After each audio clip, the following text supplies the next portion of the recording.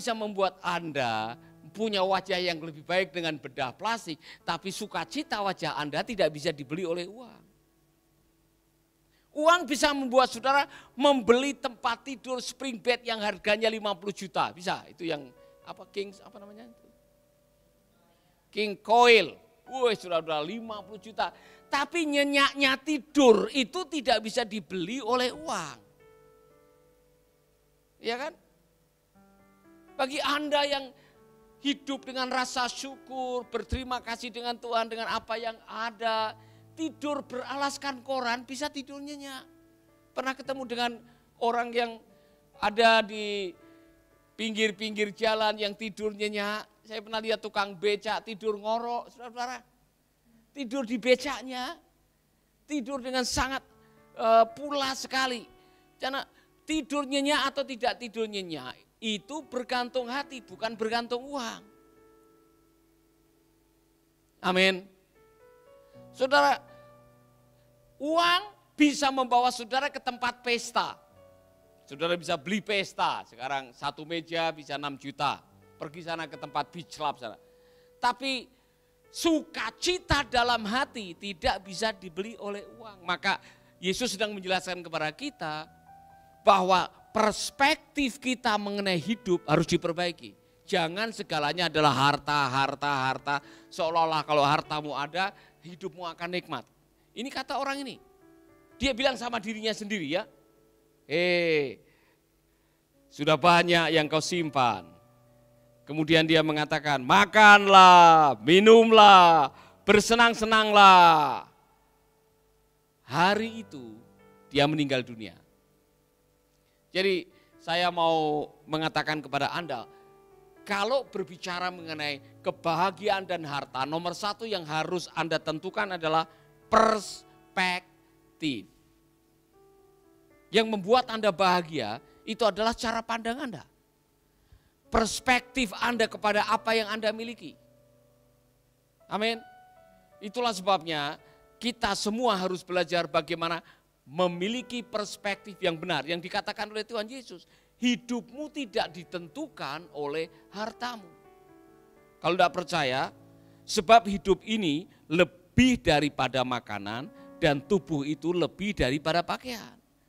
Nah, perhatikanlah burung-burung gagak yang tidak menabur, tidak menuai, dan tidak mempunyai gudang atau lumbung.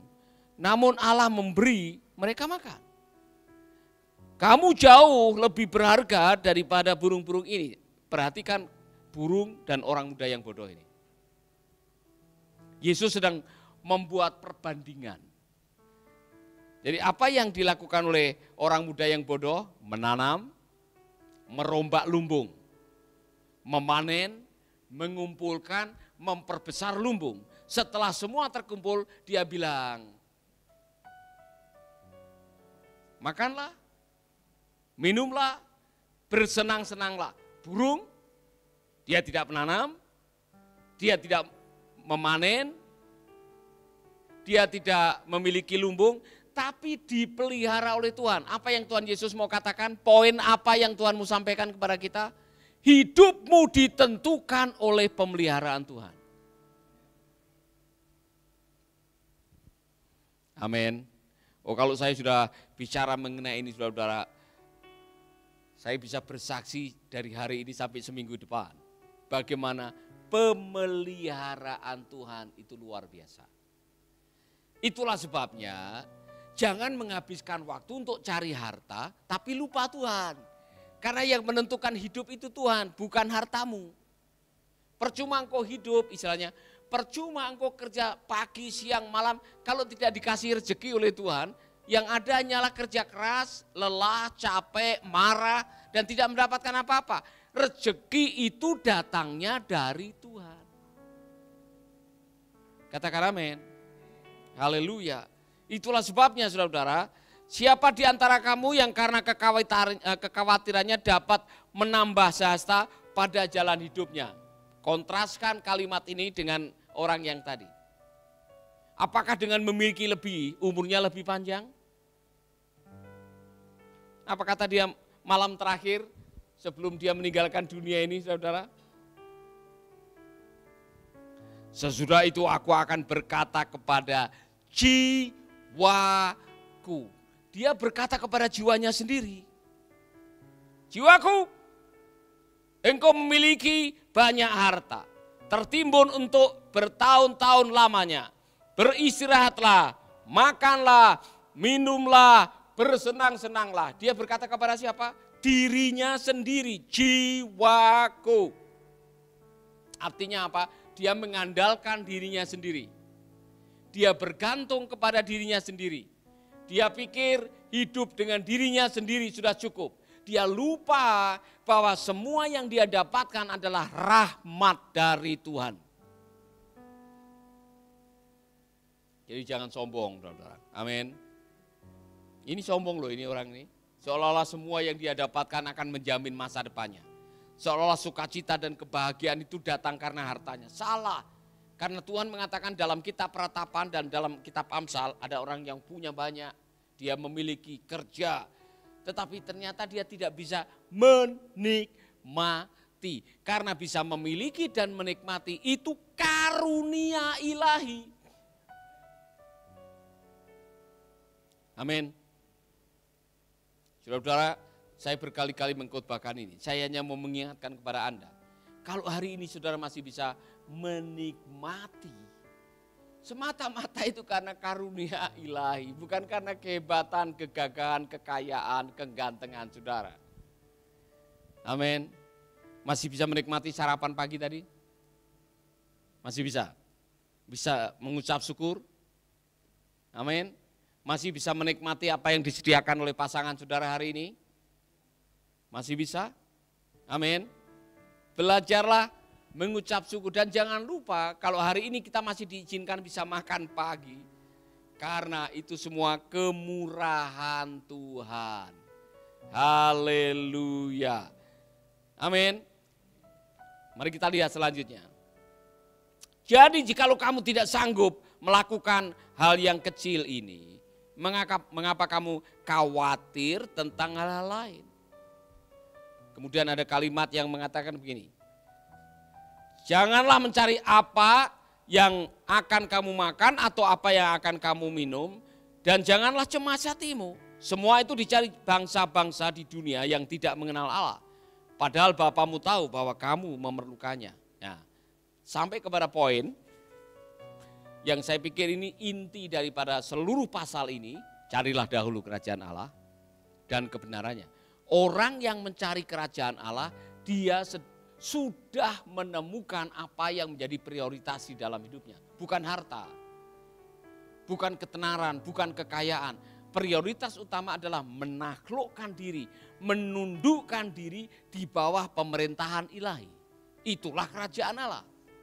Pada waktu saudara setiap hari tunduk di bawah kerajaan Allah, hidup di bawah kemauan Allah, mengikuti kehendak Allah, menjalani perintah Allah, hidup dalam firman Allah, saudara sudah hidup di dalam kerajaan Allah. Nah kalau saudara sudah hidup dalam kerajaan Allah, mengizinkan Allah memerintah hidup saudara, semua yang lain yang saudara khawatirkan ditambahkan kepadamu. Amin. Poinnya ini, jangan sampai karena gara-gara khawatir tidak dapat harta warisan, sampai Anda bunuh-bunuhan. Berapa banyak kasus orang yang rebutan warisan, akhirnya kehilangan nyawanya. Hidupmu tidak tergantung dari warisan. Iya kan? Amin. Saya dapat warisan, saya malah tidak tahu siapa yang manen kopi saya. Saya dapat warisan tiap tahun itu ada pohon durian 3, tidak tahu siapa yang makan durian. Pak Roni ada warisan? Siapa yang tinggal rumah warisan? Tidak tahu juga. Jadi hidupmu tidak ditentukan oleh warisan. Hidupmu ditentukan oleh Tuhan. Maka jangan rebutan warisan sampai Anda lupa Tuhan dan melakukan hal yang melanggar firman Tuhan. Itu maksudnya. Intinya dalam pelajaran ini, Pak John Maxwell mengajarkan kepada kita hidup sekali. Kalau Anda masih diberkati, jangan lupa memberkati orang. Kalau Anda diberi kelebihan oleh Tuhan, Tuhan punya agenda lewat kelebihan saudara, supaya saudara bisa mencukupkan orang lain. Amin.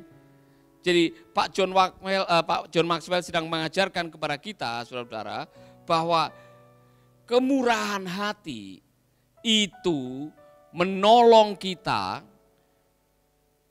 untuk menemukan kebermaknaan hidup. Saya ulangi lagi. Maka ini harus diurusi tiap hari. Karena Anda bisa berubah-ubah, hari ini murah hati, besok pelit. Hari ini pelit, besok murah hati, ya kan? John Maxwell mengatakan, ini salah satu yang tiap hari harus Anda praktekkan.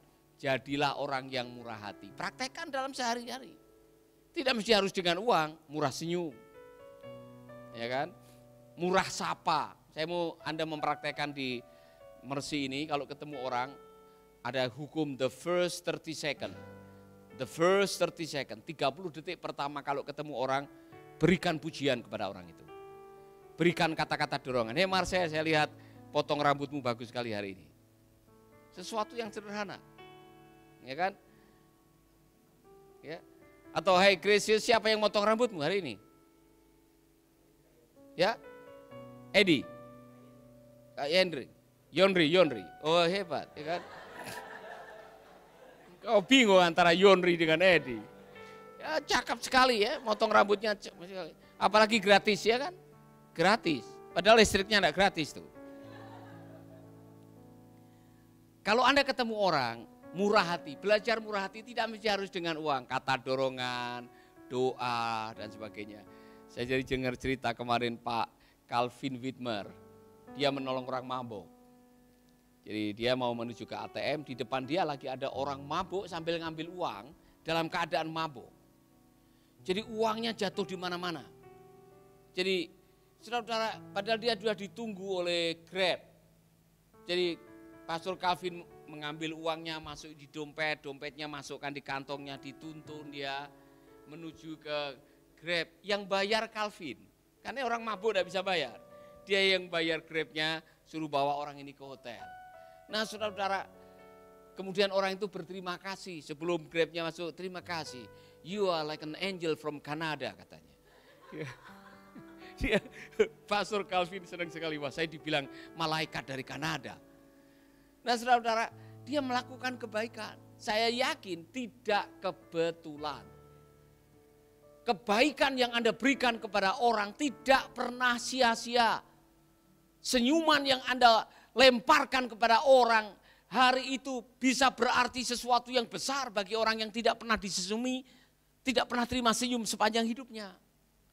Kata-kata dorongan yang Anda berikan kepada orang yang sedang gelisah, lagi galau, mungkin lagi memikirkan mau bunuh diri, tiba-tiba dapat kata dorongan dari saudara. Ketika orang itu menerima kata dorongan, dia berterima kasih, dia mengubah pikirannya, batal bunuh diri gara-gara kata dorongan saudara. Jadi jangan pernah meremehkan kebaikan.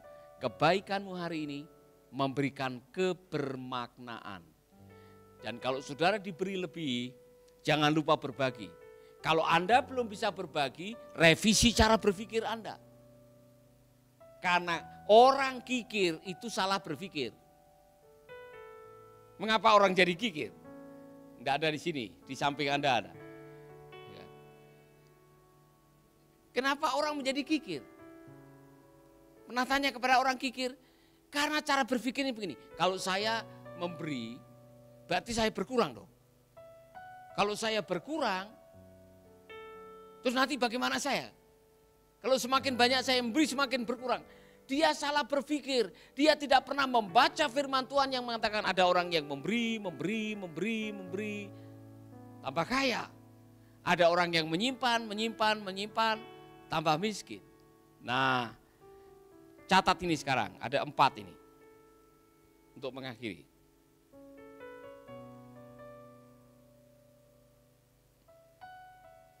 Kesalahan daripada orang kaya tadi. 1, dia dihadapkan kepada sebuah keputusan tentang apa yang harus dilakukan dengan surplus yang dimilikinya. Kalau Anda diberi lebih, apa yang mau saudara lakukan? Kalau Anda diberi rezeki banyak, apa yang harus Anda lakukan? Berpikirlah yang benar. Gunakanlah cara berpikir, kerangka pikir yang benar. Kalau Allah memberikan kepada Anda lebih, dengar baik-baik. Karena Allah mau Anda menjadi berkat bagi orang lain. Karena setelah itu di akhir kisah tadi ada ayat, setelah itu untuk siapakah hartanya itu nanti. Dia tidak tahu bahwa kelebihan hartanya diizinkan oleh Tuhan supaya dia berbagi dengan yang berkekurangan. Yang kedua, dia memilih untuk menyimpan surplusnya dan menghabiskannya sendirian. Ingat baik-baik saudara. Orang yang hidup sendirian, semua untuk sendiri, semua untuk sendiri, semua untuk sendiri, tidak akan pernah berani berbagi. Karena dia memikirkan dirinya sendiri. Padahal firman Allah mengatakan, hendaklah kamu memikirkan kepentingan orang lain juga. Yang ketiga, dia terkejut ketika hidupnya berakhir dan mendapati bahwa dirinya pada akhirnya kehilangan segalanya. Dia meninggalkan hartanya dan tidak punya apa-apa. Yang dikumpulkan bertahun-tahun lamanya tidak dibawa mati. Itu masalahnya. Coba kalau dia mengenal Yayasan Mercy Indonesia, kemudian dia menghibahkan. Kan luar biasa. Makanya saudara-saudara yang lagi nonton ini, kalau saudara bingung, nanti kalau mati hartanya mau dibawa kemana, datang ke Jalan LC Intan 2 Gang 4 nomor 1. Kami siap dihibahkan apa yang Anda miliki. Iya kan? Amin. Untuk pelayanan, bukan buat saya juga akan mati. Terakhir, dia gagal dalam hidup karena dia tidak pernah mengembangkan roh murah hati. Dia gagal dalam hidup karena dia tidak pernah mengembangkan roh murah hati. Makanya sebelum terlambat, hari ini buat keputusan, jadilah orang yang murah hati. Karena hanya dengan murah hati, Anda menemukan makna hidup Anda. Amin. Keluar dari rumah, bagikan apa yang menjadi kelebihan saudara. Kalau di rumah ada Indomie berkardus-kardus, datang ke panti asuhan. Berikan itu panti asuhan. Kalau Anda punya banyak dan saudara tahu saudara tidak bisa menikmati sendiri, bagikan kepada orang-orang lain yang ada di sekitar kehidupan Anda. Masih ada orang-orang yang membutuhkan pertolongan.